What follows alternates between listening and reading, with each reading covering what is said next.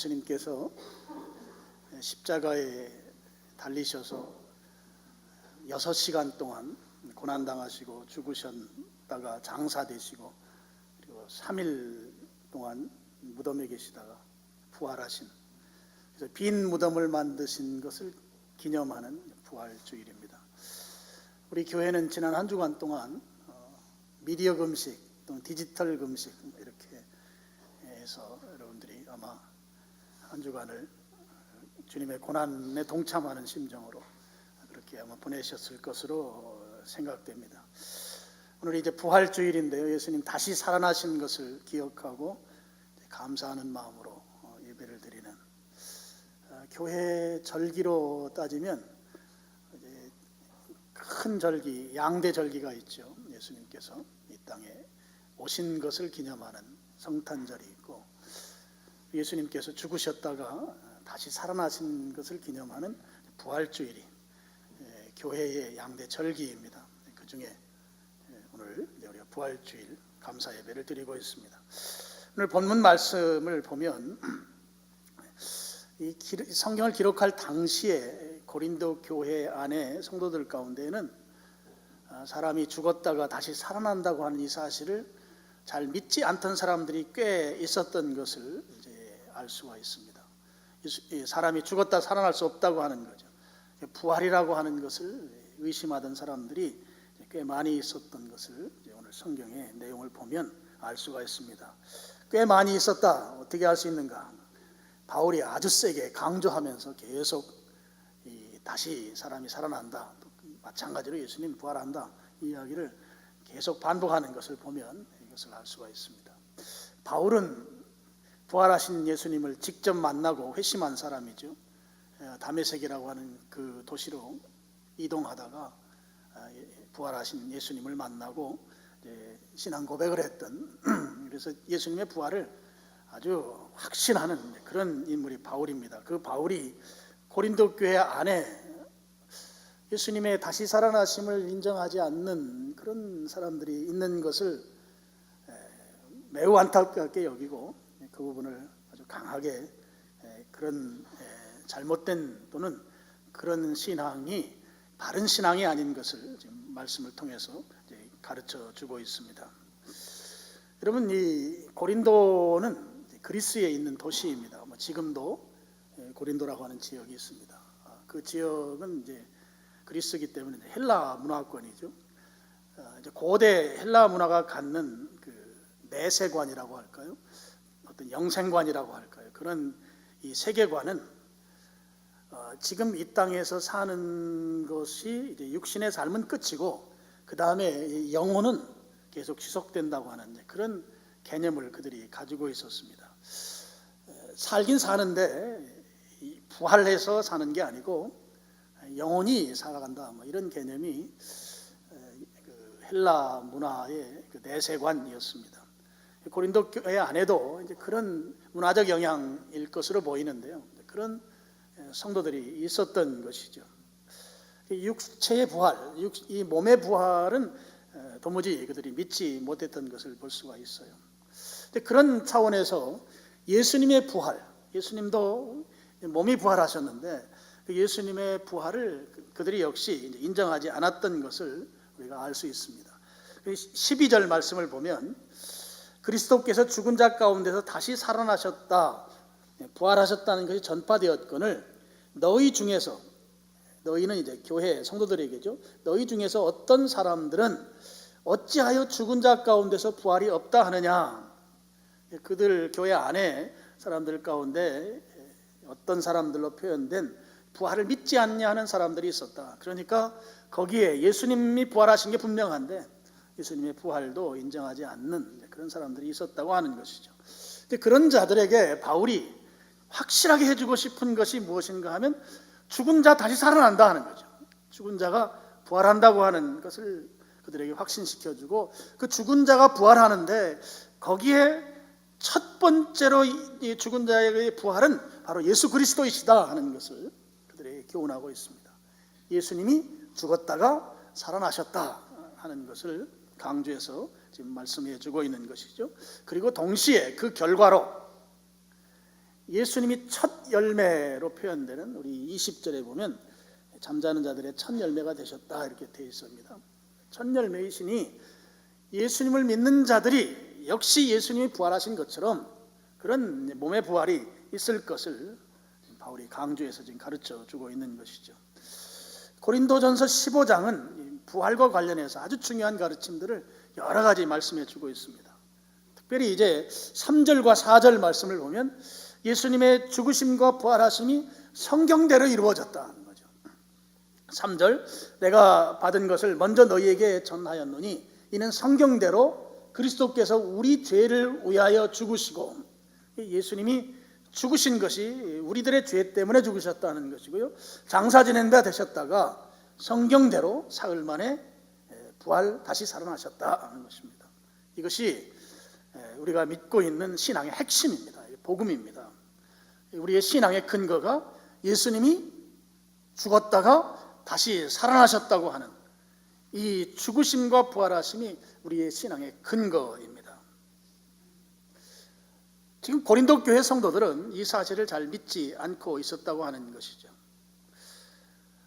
이 믿음이라고 하는 것이 내가 의지적으로 믿어야 되겠다 해서 믿어지는 것도 잘 아닙니다. 의심이 생길 수가 있는 것이죠.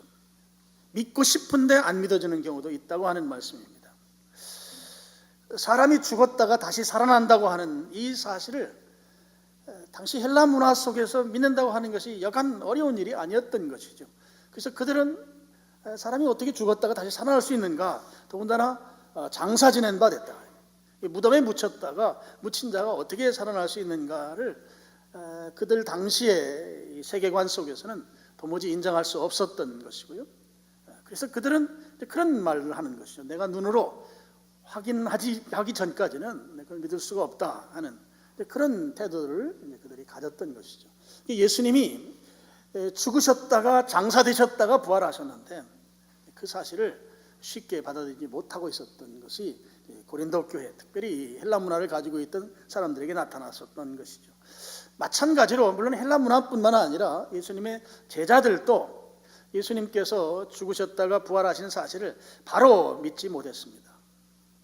죽었다 살아났다고 하는 것, 예수님이 죽는 장면을 그들이 보았습니다. 예수님이 죽으실 때 어떤 드라마틱한 그런 죽음도 아니고 그야말로 너무 심한 고난 속에 채찍을 맞고, 그리고 어떻게 보면 무기력하게 돌아가셨습니다. 그 다음에 장사 지낸 바 됐고, 그런 분이 다시 살아난다고 하는 것이 어떤 정황으로 볼 때도 예수님의 제자들조차도 인정할 수 없을 만큼 예수님의 다시 살아나셨다고 하는 것을 당시에 그걸 그대로 믿는다, 받아들인다고 하는 것은 그렇게 쉬운 일이 아니었던 그런 것입니다. 그래서 예수님의 제자들도 여자들이 먼저 가서 예수님이 살아나는 걸 알았죠. 그런데 가서 그 여성들이 예수님의 제자들에게 말했지만 그들이 그대로 받아들이지를 못하고 그런 장면들이 엠마오로 가는 제자들의 그 이야기라든지, 또 도마가 내가 직접 보지 않으면 못 믿겠다고 했던 그런 일들이라든지, 이런 걸 보면 예수님의 그 부활하심에 대해서 당시에 고린도 교회의 그 헬라 문화권에 있든지 아니면 유대 문화권에 있던 사람들이든지 쉽게 믿지 못했던 것을 우리가 성경의 여러 상황들을 통해서 볼 수가 있겠습니다. 그런데 감사한 것은, 제가 말씀을 준비하면서 참 감사하다는 생각을 했어요.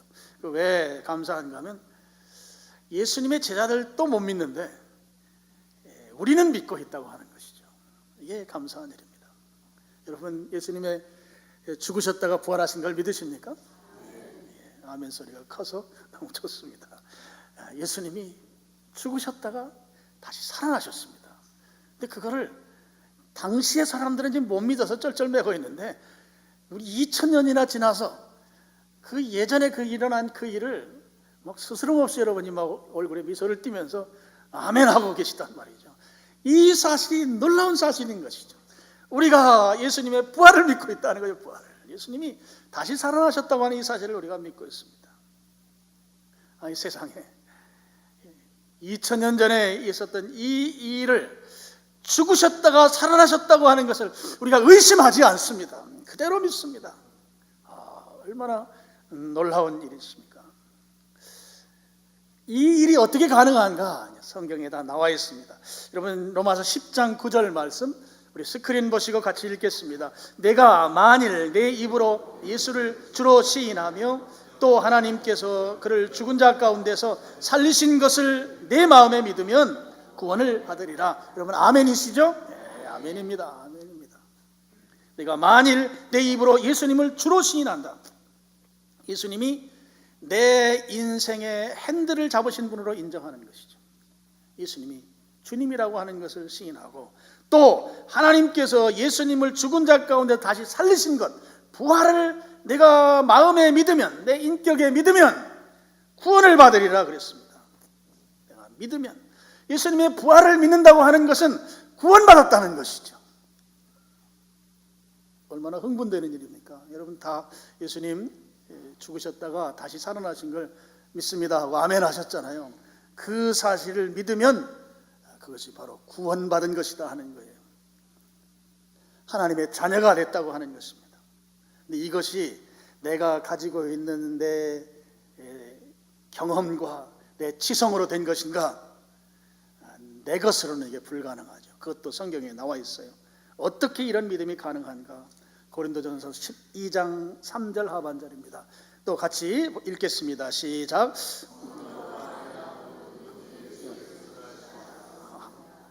이게 무슨 얘기예요? 우리에게 성령님이 역사하신다는 것이잖아요. 성령님이 우리와 함께 하신다는 말씀이잖아요.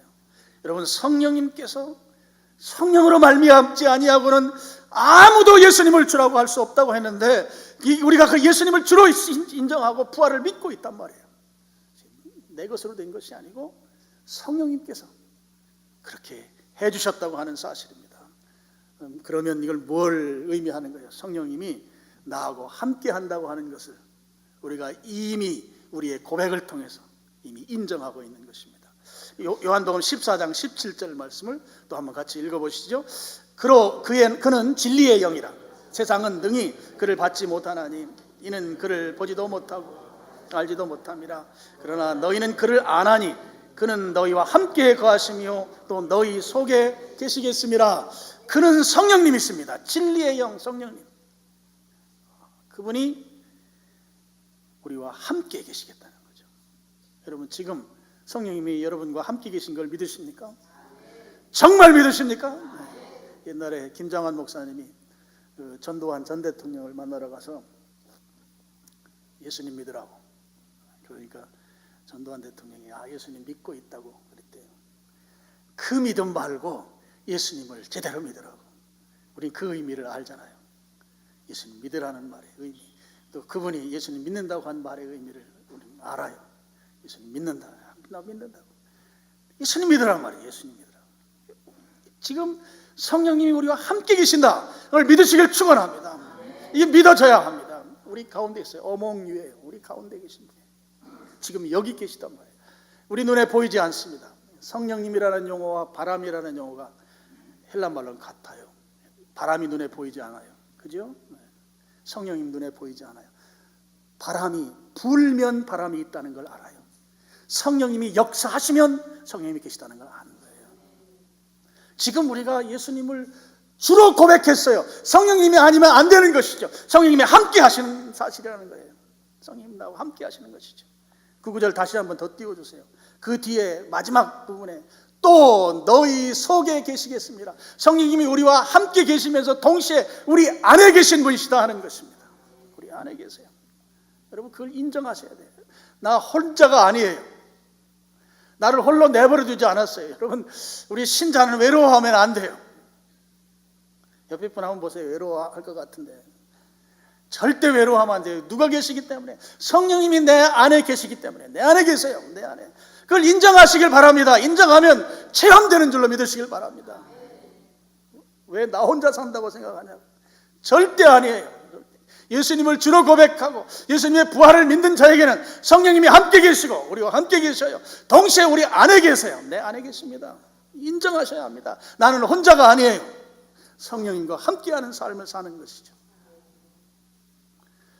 그 성령님으로 말미암아 예수님이 부활하셨다 하는 것입니다. 죽었다가 다시 살아나셨다 하는 것이죠. 그분으로 인해서 내가 그렇게 고백하고 있다고 하는 거예요. 그 고백이 내 고백이라면 성령님이 지금 내 안에 계신 것이고 나는 구원받은 자인 것이에요. 구원받은 것이죠. 우리가 이런 걸 다 역으로 한번 따져봐야 되는 거예요. 내가 예수님을 주님으로 진짜 고백한다. 이건 내 의지로 되는 거 아니고 내 지성으로 되는 거 아니고 성령님이 내 안에 계시기 때문에 그분으로 말미암아 그렇게 고백할 수 있는 것이다. 죽었다가 살아났다고 하는 이 부활을 믿는 것도 내가 믿는 것이 아니고 성령님께서 성령님으로 말미암아 그렇게 주님으로 고백하고 부활을 믿는다. 성령님이 나와 함께 하시고 우리 가운데 계시고 동시에 내 안에 계시라는 것을 입증하는 것이란 말이죠. 예수님을 주로 고백하고 부활하셨다고 하는 이 사실을 우리가 믿고 있다고 하는 이 사실이 말입니다. 혼자가 아닙니다. 아셨죠? 여러분과 가장 가까이 있는 사람이 짜증나게 해도 슬퍼하지 말기 바랍니다. 왜요? 혼자가 아니기 때문에. 혼자가. 내 안에 누가 계신가요? 성령님이 계세요. 성령님은 누구예요? 하나님이세요. 하나님이 내 안에 계시단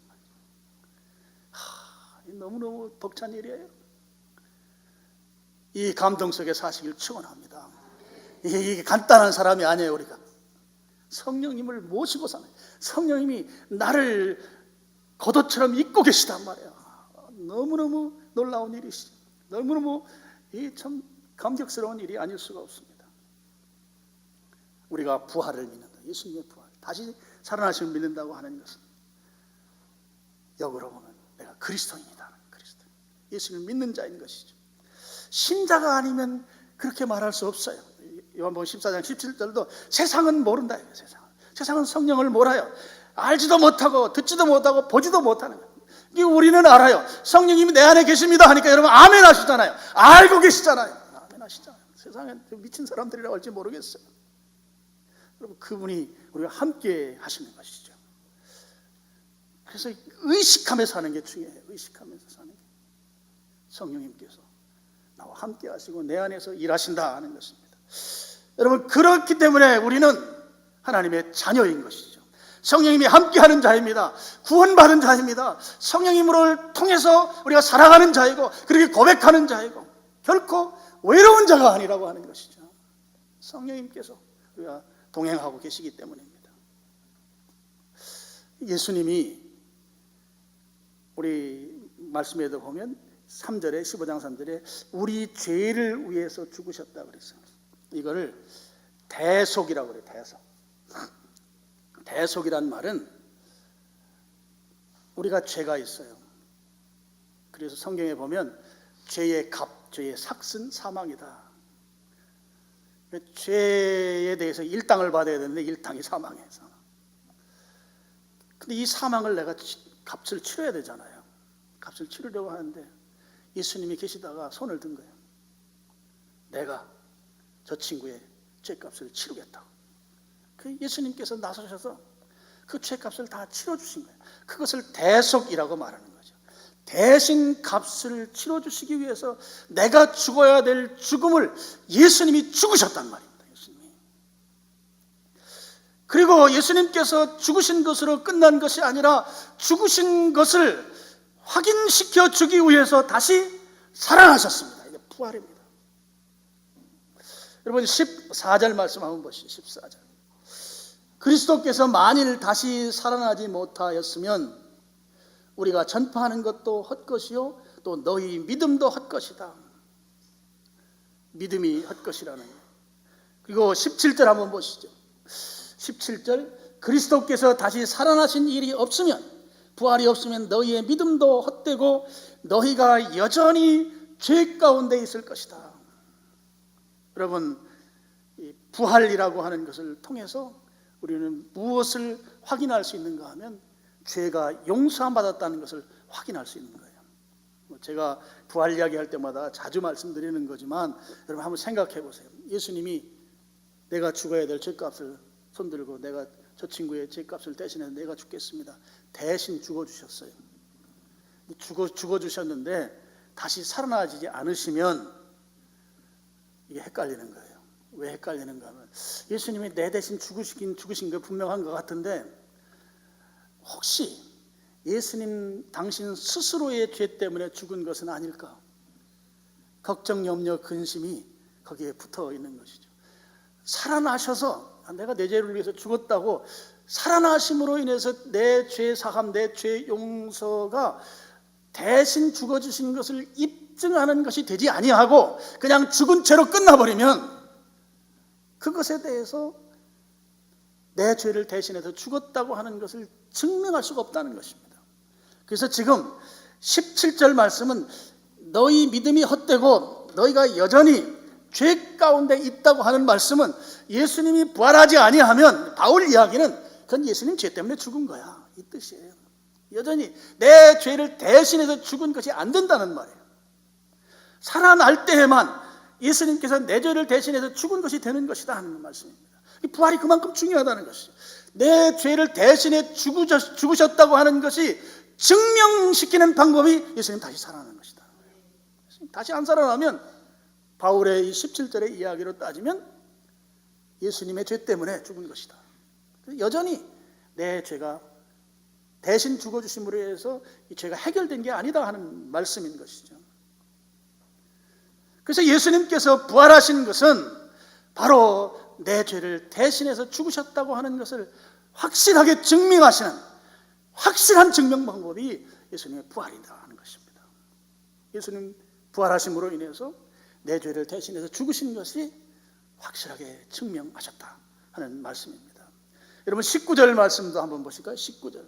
만일 그리스도 안에서 우리가 바라는 것이 다만 이 세상의 삶뿐이면 모든 사람 가운데 우리가 더욱 불쌍한 자이리라 그랬습니다. 예수님이 부활하신 부활의 또 하나의 중요성이 있어요. 그것은 무엇인가 하면 바로 예수님이 부활하심으로 인해서 영원히 산다고 하는 그 영생을 증명하셨다는 것입니다. 예수님이 부활하지 않았으면 이 영생이 증명이 되지 않는데 예수님이 부활하심으로 말미암아 그 영원히 사는 삶이 예수님의 부활로 증명됐다고 하는 것이죠. 예수님의 부활의 중요성이에요. 여러분 이 헬라의 세계관, 내세관은 시간이 영원히 끌어지는 걸 이 영생으로 생각해요. 그들의 개념은 길이 연장해 시간의 길이를 쭉 끌어가는 것이에요. 그래서 영생이라고 성경에 표현된 건 이 헬라 문화적인 관점이 큰 거예요. 영원히 산다고 하는 거. 근데 죽으면 끝나는 것이죠. 시간이 연장이 안 되는 거예요. 죽음은 끝이에요. 그러면 이 시간을 연장시키려면 영원히 살게 만들려면 여기에 반드시 필요한 것이 다시 살아나는 것이죠. 죽음으로 끝나는 것을 이게 끝이 아니다. 이 끝을 다시 이어가기 위해서 반드시 필요한 것은 다시 살아나는 것입니다. 다시 살아나야만 영원히 사는 것이죠. 고린도와 헬라 지역에 있습니다. 고린도 교회 성도들이 가지고 있는 내세관의 문화적인 관점에서는 영원히 살아야 돼요. 영생이에요. 영원히 살려면 죽음으로 끝나면 안 되는 것이에요. 반드시 살아나야 되는 것이죠. 예수 그리스도가 살아나야 할 그 중요성이 여기에 있어요. 그래서 19절이 만약에 우리가 사는 것이 이 땅의 삶으로 끝나는 것이라면 가장 불쌍한 사람들이 그리스도인이라는 거예요. 영원히 살려면 죽음을 이겨야 돼요. 죽음을 이기려면 다시 살아나야 됩니다. 그러면 이 죽음을 없애는 작업을 예수님께서 하지 않은 것을 우리가 그대로 인정하며 살아간다는 얼마나 불쌍한 사람인가 하는 것이죠. 그래서 여러분 예수님의 이 부활이 갖는 이 중요한 이 시사점은 우리가 사는 삶이 이 땅에서 사는 삶으로 전부가 아니다 하는 것이에요. 여기서 사는 삶이 전부가 아니기 때문에 예수님 다시 살아나신 것이에요. 그래서 우리의 생명을 연장해 가시는 것입니다. 영원히 살게 만들어 주신 것이죠. 요한복음 11장 25절에 나를 믿는 자는 나는 부활이요 생명이니 나를 믿는 자는 거기에 아주 중요한 표현이 나오죠. 죽어도 뭐라고요? 살겠고. 죽어도 살겠고. 죽지 아니하면 영원히 이 생명을 이어갈 것을 말씀하고 있어요. 죽어도 살아야만 생명이 연장되기 때문에 영원한 삶이라고 하는 것은 죽음이 다시 살아나야 돼요. 부활이 있어야만 이 생명이 연장되거든요. 영원히 사는 것이죠. 구원이 영원히 사는 것인데 영원히 살려면 죽음으로 끝낼 수가 없는 것이죠. 그러면 여기에서 우리에게 주는 교훈은 이 땅에서의 삶이 전부가 아니다는 거예요. 그래서 예수님의 부활을 믿는 자들은 어떤 삶을 사는가 하면 여기서 사는 걸 전부로 알고 만족하며 살지 않는다. 그런 삶을 사는 자가 예수님의 부활을 믿는 자입니다. 여러분 그렇게 사시나요? 여기서 조금 더 편하게 살 수 있고 잘 살 수 있고 조금 부족하게 살 수 있고 좀 피곤하게 살 수 있고, 그건 사람마다 또 여러 가지로 상황 따라 그 차이는 있습니다. 그런데 우리는 여기서 사는 것으로 끝나지 않는다는 것을 믿어요. 예수님의 부활로 말미암아 그것이 확실하다는 걸 인정하면서 우리가 살아갑니다. 그래서 이 땅에서 호흡하는 것으로 결코 끝나는 삶이 아니다고 하는 것입니다. 여러분 그 사실을 믿기를 축원합니다. 예수님이 부활하신 것은 여기서 사는 삶으로 끝이 아니다 하는 거예요. 죽는 것으로 안 끝난다 하는 것이에요. 그래서 예수님이 살아나신 거예요. 그래서 부활을 우리가 믿고 사는 것이죠. 만약에 예수님의 부활이 없다고 하면 우리는 그냥 하나의 종교인으로 살아가는 거죠. 굉장히 도덕적으로 살려고 애쓰는 그런 한 종교를 믿는 사람이 되어버리는 것이죠. 그래서 여러 부활이 없다고 하면 많은 종교들이, 고등 종교들이 추구하는 그런 이 도덕적인 삶, 윤리적인 삶, 그런 삶을 추구하는 그런 종교들 가운데 하나, one of them으로 끝나는 것이죠. 그것이 아니라고 하는 것입니다. 예수님의 이 부활이 우리에게 주는 중요한 가르침은 이 땅에서의 삶으로 끝이 아니고 그 끝을 끝내버리는 부활을 통해서 영원히 살게 만드셨다 하는 것입니다. 예수님께서는 한 번 죽으셨지 또 다시 죽질 않으셨습니다. 한 번 죽으셨다가 3일 만에 부활하신 이후에 예수님은 다시 죽으신 분이 아니에요. 지금 어디 계세요? 승천하셔서 하나님 보좌 우편에 계세요. 안 죽으시는 것이죠. 영원히 사는 것을 우리에게 그대로 보여주신 분이신 것입니다. 우리가 또 하나 기억해야 할 것은 예수님의 부활은 바로 나의 부활을 확증하는 것이다 하는 것입니다. 예수님이 살아나신 것이 나도 우리 인간들도 살아날 것을 확증시켜주는 것이다 하는 거예요. 20절 말씀, 15장 20절에 우리 한번 거기를 같이 한번 읽어보겠습니다. 그러나 이제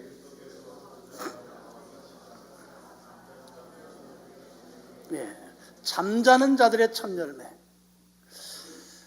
이 첫 열매라는 말은 똑같은 열매가 또 열린다는 의미를 내포하고 있는 표현이에요. 첫 열매가. 잠자는 자들은 특별히 이제 그리스도 안에서 죽은 자들을 말합니다. 그래서 우리는 참 성경이 우리 굉장히 친절해요. 친절하고 성경은 점잖아요.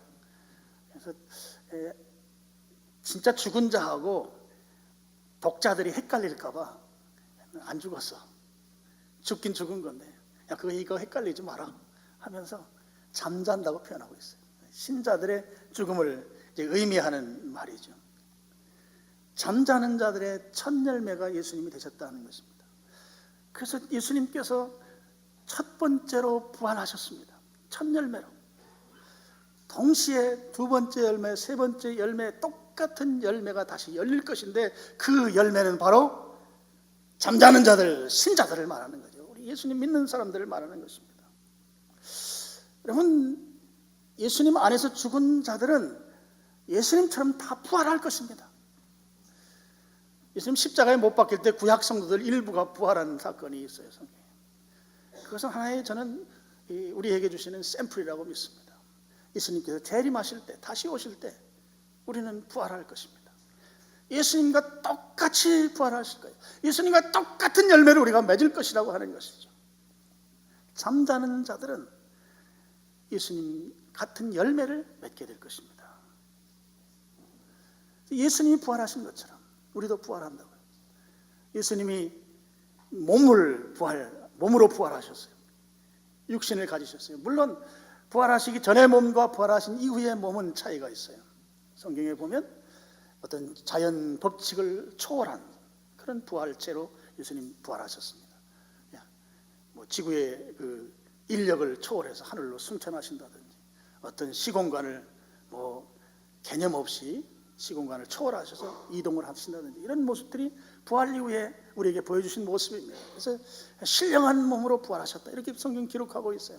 우리도 동일할 것으로 저는 믿습니다. 왜냐하면 첫 열매와 똑같은 열매가 열릴 것이기 때문에 우리도 동일하게 예수님과 같이 부활체를 갖게 될 것입니다. 어떤 분들이 이제 그렇게 얘기해요. 화장한 사람은 어떡하냐고. 걱정도 팔자셔 그러죠. 또 어떤 사람은 그러더라고요. 여기다 묻었는데 한 200년쯤 뒤에 포크레인이 와가지고 덤프트럭에 흙의 일부를, 그 시체였던 흙의 일부를 싣고 저쪽 먼 동네에 갔다가 버리면 나중에 어떻게 부활하냐고. 그래서 그건 걱정도 팔자죠. 우리가 주님이 하실 일을 다 몰라요. 그리고 성경이 말한 거 이상으로 자꾸 상상하고 추측하다 보면 이단될 확률이 매우 높아요. 성경이 가르치는 데까지만 믿고 순종하면 돼요. 할렐루야. 주님이 어떻게 일하실지 모르는 거예요. 그 사실을. 그래서 신자들은 화장하지 말아야 된다, 그것도 넌센스예요. 주님이 그러면 교통사고 난 사람은 어떡하고, 목욕탕에서 불나가지고 죽은 그 권사님은 어떡하고, 막 이런 얘기를 저한테 질문하는데 정말 걱정도 팔자예요. 그 시간에 기도하세요. 그런 거 생각하지 말고. 몸이 부활할 것입니다. 몸이 지금과 같은 몸이 아닐 거예요. 같은 몸이면 안 되잖아요. 병들어도 힘들어 죽겠는데. 시공간을 초월하고 자연 법칙을 초월하는 그 어떤 몸이 될 것입니다. 데살로니가전서 4장 14절 한번 보시죠. 같이 읽겠습니다. 우리가 예수께서 죽으셨다가 다시 살아나심을 믿을진대 이와 같이 예수 안에서 자는 자들도 하나님이 그와 함께 데리고 오시리라.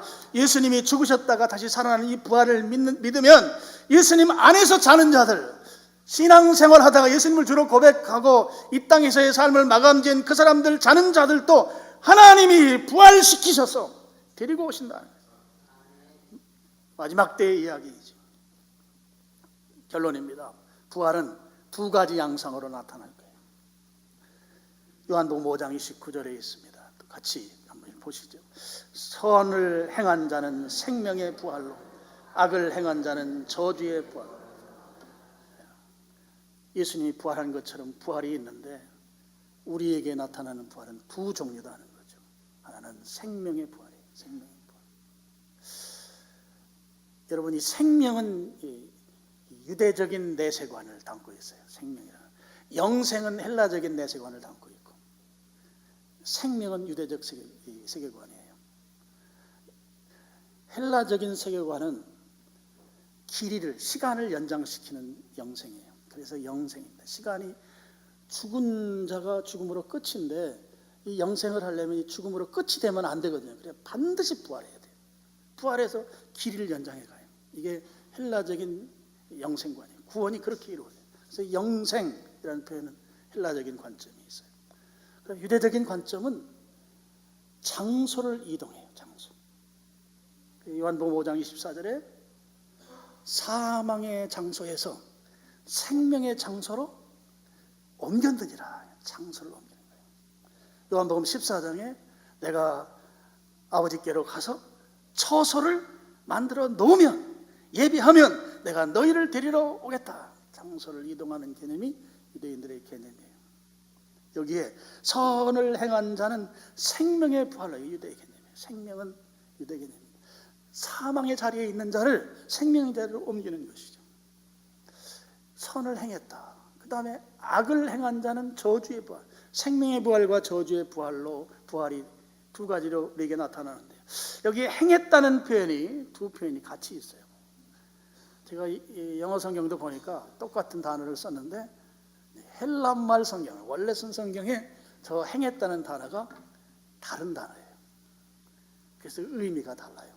그래서 우리가 착각할 수 있는 것이, 그러면 우리가 생명으로 부활되려면 우리가 어떤 선을 행해야만 어떤 행위 구원을 말하는 게 아닌가, 그렇게 착각하도록 되어 있어요. 그런데 그렇지 않아요. 저기에 나오는 이 단어 포이에오라고 하는 헬란 말은 하나님이 하셨다는 말이에요. 하나님. 선을 행했는데 그 선을 행한 것이 누가 행한 건가? 하나님이 행했고 그 선의 은혜를 입은 것은 우리가 입은 거예요. 그런 사람들이 생명으로 부활한다는 말이에요. 그 뒤에 나오는 악을 행했다고 할 때 이 행했다는 말은 헬란말 프라소라고 하는 헬란말을 쓰는데 이것은 인간이 부정적인 행동을 할 때 쓰는 단어예요. 내가, 사람이 하는 행위예요. 사람이 악을 행하게 되면 저주의 부활이 있다는 거죠. 그래서 우리가 받는 구원은 은혜로 구원받는 거예요. 은혜로. 예수님을 주로 인정하고, 그것도 성령님께서 아니면 주로 인정할 수 없잖아요. 성령님이 다 해주신 거예요. 나로 하여금 예수님을 주로 인정하고 부활을 인정하고, 이게 내 인격, 내 지성으로 한 게 아니에요. 성령님께서 그렇게 해주셨단 말이에요. 내 안에 계신 그 성령님이 예수님을 주로 고백하게 만들고 예수님의 부활을 믿게 만들고, 그게 은혜죠. 선을 행한 자는 생명의 부활로, 악을 행한 자는, 악은 내가 행하는 거예요.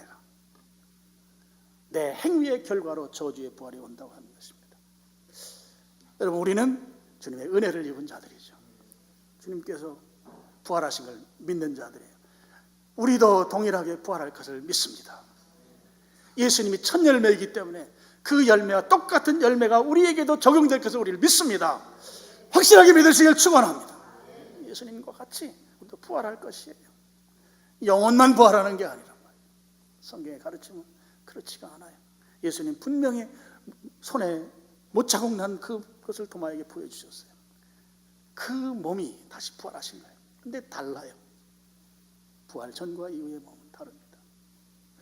오늘 예수님이 부활하셨다고 하는 이 사실을 통해서 우리가 분명하게 가져야 될 것은, 예수님으로 구주로 고백하고 구원받은 사실을 입증하고, 동시에 그 예수님이 부활하신 것이 나의 부활을 확증시켜준다고 하는 이 사실을 여러분이 기억하시고, 예수님으로 말미암아 오늘 우리가 이 땅에서 삶을 사는 것으로 끝나는 게 아니고 영원한 삶이 있다고 하는 이 사실을 기억하고, 그렇게 기억하고 살면 조금 다른 삶을 우리가 살지 않겠는가. 여기서 사는 것이 전부라고 사는 자와 여기서 사는 것이 전부가 아니고 다시 영원한 삶이 있다고 하는 것을 믿는 자의 삶은 지금 우리의 삶의 태도를 좀 다르게 만들 것입니다. 우리는 후자처럼 영원한 삶이 있다고 하는 걸 믿는 자로서 이 땅에서 주님이 기뻐하시는 그런 성도의 삶을 살아가기를 주님의 이름으로 축원합니다. 하나님